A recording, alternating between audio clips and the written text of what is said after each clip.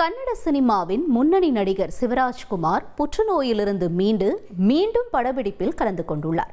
இதுகுறித்த கூடுதல் தகவல்களை செய்தியாளர் ராஜா வழங்கிட கேட்கலாம். ராஜா வணக்கம். தற்பொழுது நடிகர் சிவராஜ் அவருடைய உடல்நிலை குறித்தான தகவல் என்னவாக இருக்கிறது? என்ன படத்தில் இணைந்திருக்கிறார்? முழு விவரங்கள் என்ன?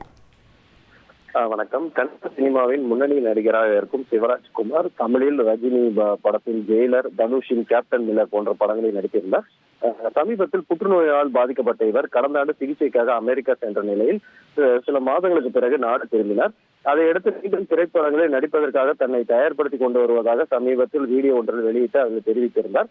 தற்போது குறிப்பாக கேம் சேஞ்சரை படத்தை அடுத்து ராம் சரண் நடிக்கும் 16வது படத்தில் நடிக்கப் போகிறார் என தெரிவிக்கப்பட்டிருந்தது. தனது புற்றுநோய் பாதிப்பு ஏற்பட்டதை கண்டறிவதற்கு முன்பே அவர் இந்த படத்தில் ஒப்பந்தமாகி இருந்திருக்கிறார்.